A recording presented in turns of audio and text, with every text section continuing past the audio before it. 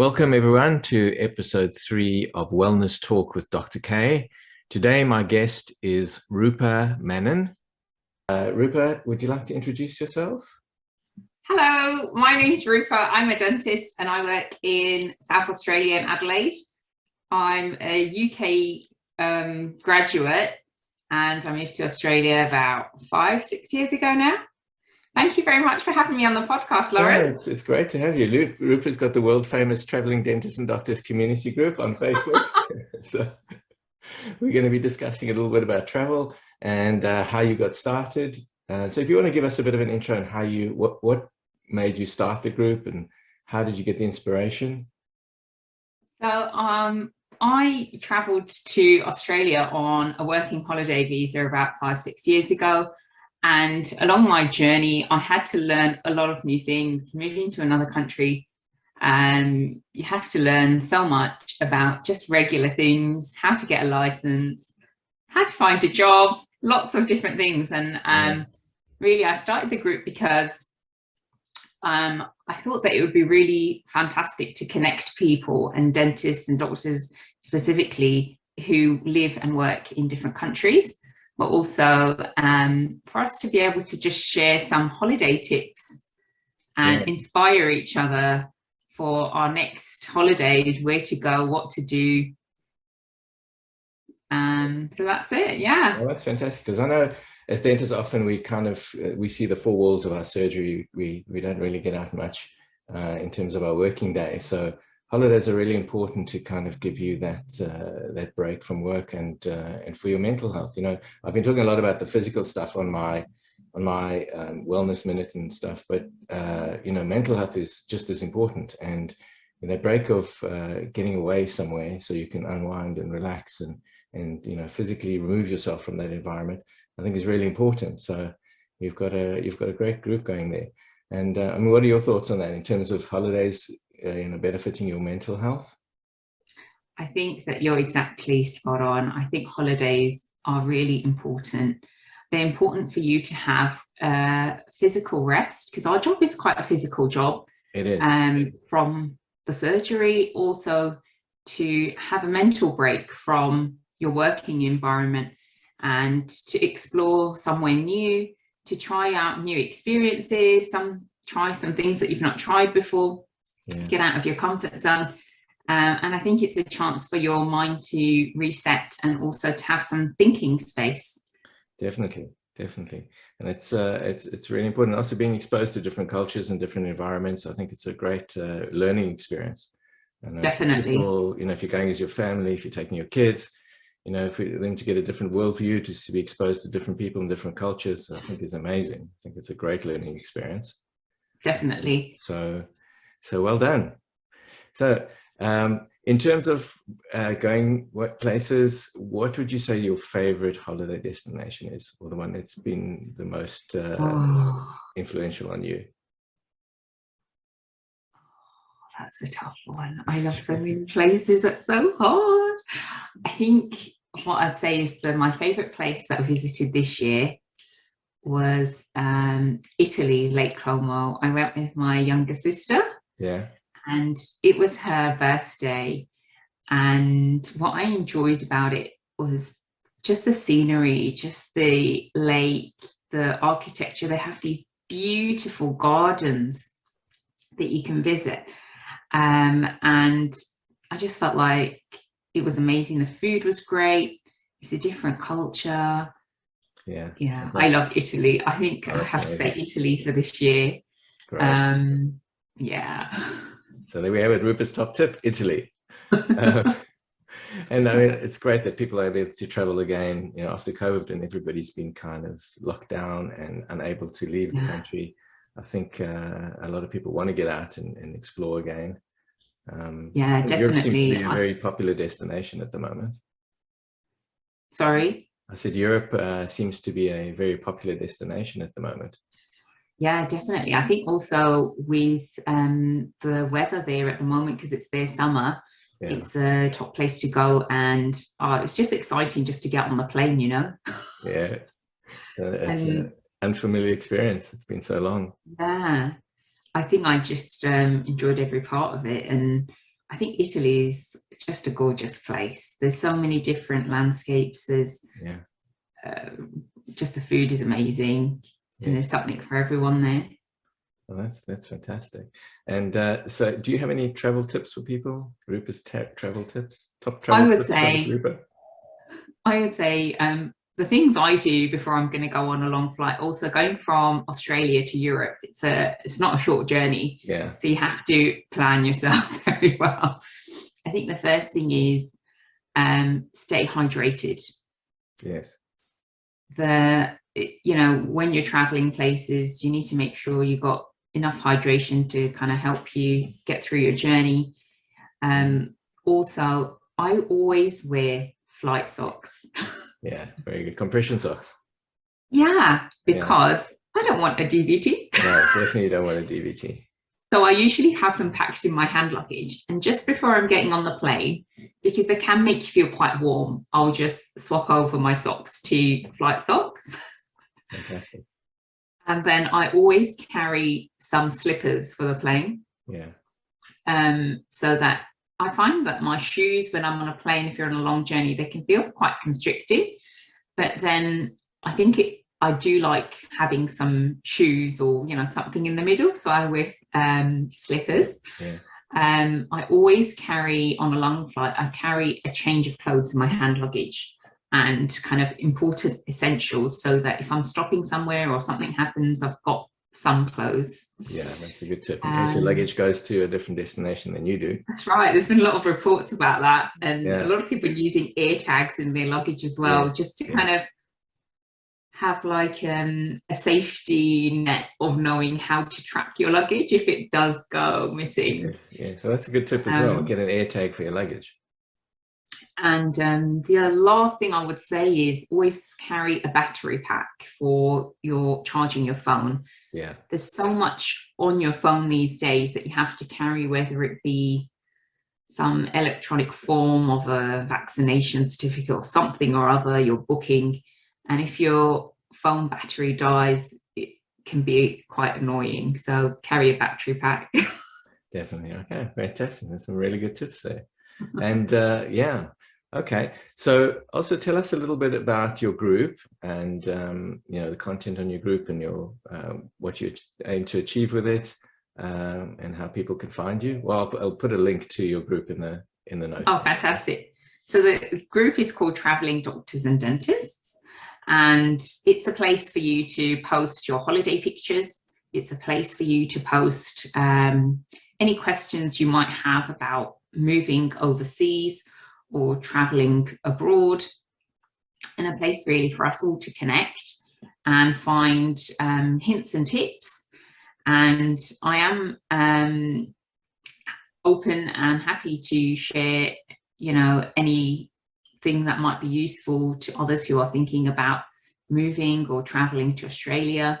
Yes. I think that often in the past, before the internet, people have journeyed to other parts of the world, but we've not been as connected as we are in this day and age. And I think the internet is absolutely fantastic. That's because you can sit, like on this podcast, you can sit here and I can talk to you. You're in Melbourne, I'm in Adelaide. And you know, I've made so many friends online in this last year, and that's really astounded me, because I used to make friends when I met people in person, and then you add them on Facebook. But now I'm doing the reverse. I'm meeting people online, and then this year I've met them in person, and it's so strange to see myself doing that the other way around. And I do think that is the future. And I think that definitely there's so many different ways of meeting people and connecting each other. So really, the aim of the group is to connect people and to share knowledge, because there's just such an opportunity, I think, now for us to be able to get more information about what life is like in different countries, what the best holiday is. Yeah, and as you said, I mean, COVID brought about a whole new paradigm in communication. You know, Zoom wasn't really a thing before. Nobody really had meetings on Zoom, connected on Zoom, had parties on Zoom. connected with friends on Zoom, virtual, parties, or because you couldn't have the real thing during the lockdowns. And it's become like, That's right. an ubiquitous way of life now. Everybody kind of connects on Zoom. So yeah, it's interesting. So you're connecting on the Zoom first and then meeting them in real life, as opposed to the other way around. But at least it gives you that opportunity to meet people that you wouldn't necessarily meet otherwise. That's right. So yeah, it's fantastic. And I can't wait to meet you in person one day, Lawrence. Well, we'll definitely have to organize it. Yeah, definitely. That's definitely a plan. So that'll be good. We'll get that on the cards. Yeah. Also, the thing is, in terms of immigration, so immigration really isn't for the faint-hearted. It's not an easy thing. If you've done it, So what would your top tips be for people, say, well, your experience is coming from the UK, looking to come and work and live in Australia? So I actually wrote a summary ebook on things I learned along the journey that I've shared with quite a number of people in the group. And I do have something on, yes. And I do have something coming up, which is a modular course to kind of debunk some of the things and steps that you have to go through to be able to work overseas, particularly basically in Australia. Yes. My top kind of methods, I would say, is first, I would say you have to figure out what your visa route is going to be, as well as your registration. Yes. I think it's most easiest if you already have a visa. Yeah. If you are in a advantageous age group, you can always do a working holiday, which is what I did. Right. And then from that point, then it's about getting your registration with opera and figuring out what your aim is. I mean, I think that the age group of being in your 20s and your 30s is a fantastic time to try things.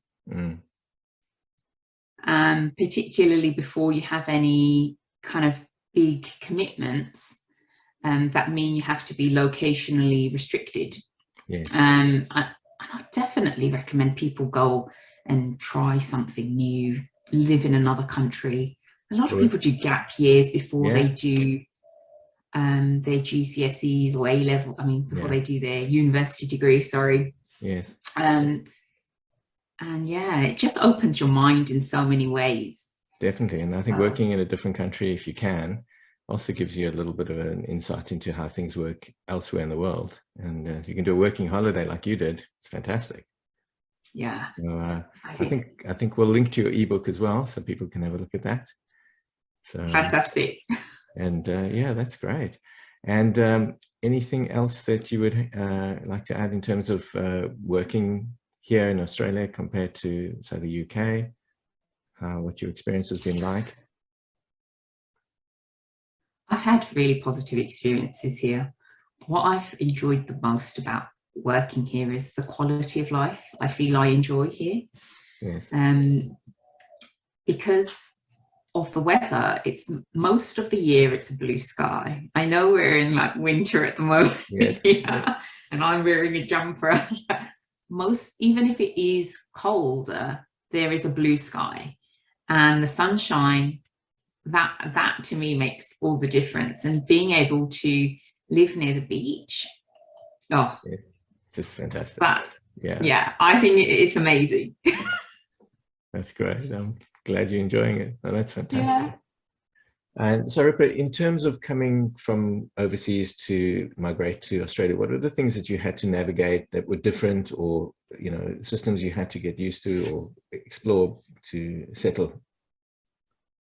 I think that there's a lot of things that you take for granted when you grow up in a certain country, knowing how the health system works, knowing how to drive, what the tax rules are, and all of those things I had to learn here. And you kind of navigate it slowly without knowing what it is you have to do. And then someone at work will say, well, what's your ID for Proda, or yes, and you go, what's like that? What's that? Before Yeah. you know it, you have to spend 3 days on the laptop making accounts for various things like MyGov and MyGov and all that kind of stuff. Yeah, well, that's good. And holidays in Australia, have you taken any holidays within Australia? I have. In the last few years, because of the border restrictions, a lot of my holidays have been in South Australia. Yes. So I've had a really good exploration of South Australia.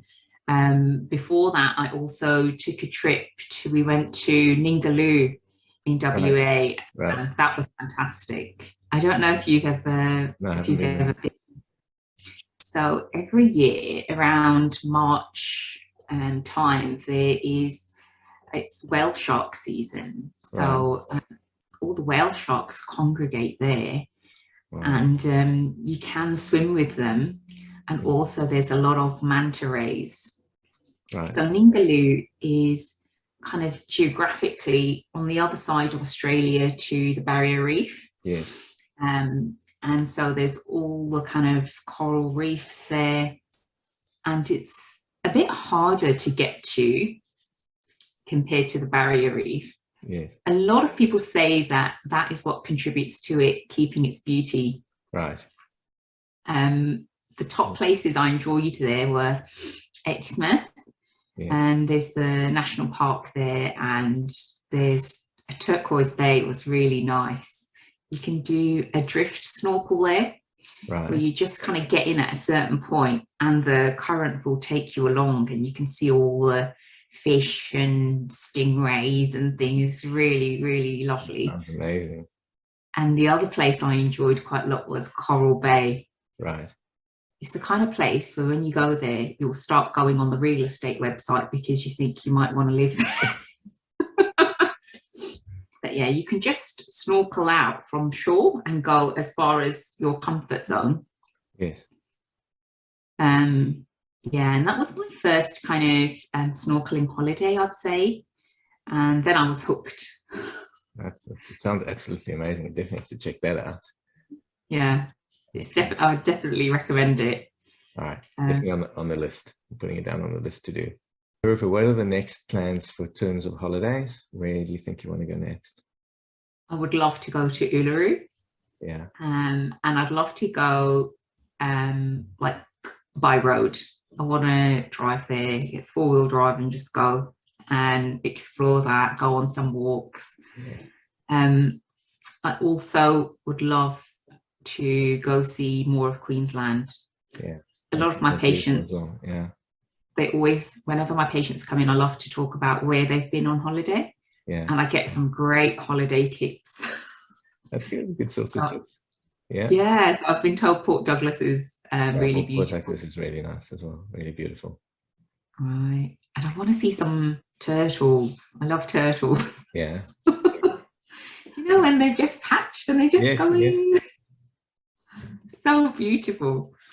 That's fantastic. So yeah, lots to do. I want to see Darwin too. I don't know if you've ever been Darwin. I haven't been to Darwin, no. I've heard they've got some really fantastic night food markets. Yeah. Okay, that sounds really, really great. So Rupa, thank you so much for being on the podcast. It's been really great to have you. Any closing thoughts you'd like to leave? Thank you for having me. You're welcome. Closing thoughts would be travel.